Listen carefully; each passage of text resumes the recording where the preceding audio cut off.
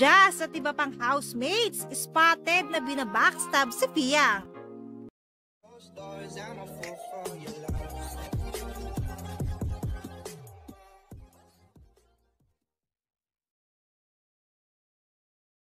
Bad news to mga ka-DJ, especially sa mga JM Fiang. Tila dito na matatapos ang JM Fiang mga ka-DJ dahil nga nilinaw na ni JM ang tunay na relasyon nila at dapat alam nila ang limit nila sa isa't isa. Kumbaga, hindi na magiging clingy mga ka-DJ ang JM Fiang sa isa't isa. Dahil nga daw mga ka-DJ meron daw maniligaw itong si Fiang. Okay na sana yan mga ka-DJ, kaso nalaman ni Maring Jazz ang usapan ni Love JM at Fiang na ngayon mga ka-DJ kumalat ng kumalat dahil ipinagkalat na ni Jazz ang usapan nila from Colette at iba't iba pang housemates. Kayo na lang ang humusga mga ka-DJ.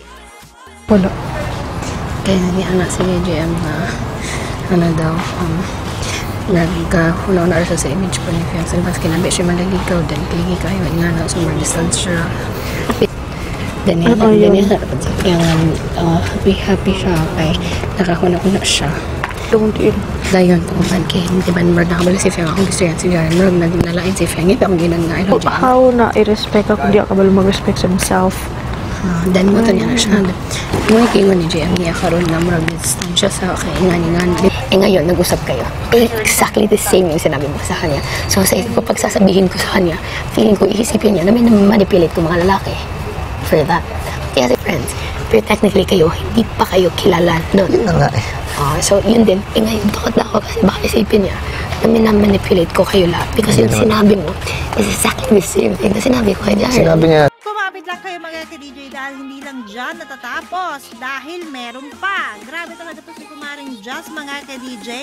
Kaya pala siya natatawag ng mga netizen na recruiter dahil imbis ang direktahin nga niya si Fiang ay kinukwento niya sa isa hanggang dumami na sila at puro side lang niya ang naririnig. Na tila unfair nga kay Fiang, di ba? Kilala ko na kailangan gawin for the week nito. So wala na. This week ko sana, kanina ko sana sabihin pero nung kami na lang dalawa, pumasok tayo doon, pumasok kasi wala. So of course, parang it's not a conversation also. Tingnan sinabi, so now, natakot na rin ako. Kasi what if she'll think na I manipulated all the guys to think that way? Pero sabi na naman, she's grateful kasi naisip ng nila JM yun. Na parang, sinabihan siya ni JM. Sabi niya, pero iba yung ano. Pero na ako now because what if kung sabi niya, that gets more complicated and iisipin niya talaga sa po. Especially kasi nagbabanter kami, di ba? Baka isipin niya ganun. Pero yun yung nag-usap kami ni Colette na yung mga guys, they really talk. And may kasi nakito ka na.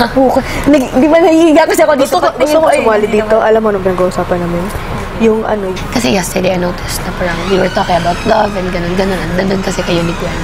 Are you comfortable? Nakita ko kasi yung reaction mo yesterday na parang may tinanong, may sinagot si Fiang. Tapos parang may parang situationship kasi parang mas situationship sa kanila for niya. Kasi kami ni Gwen, hindi man kami yung parang kung ano yung kinukwento niya.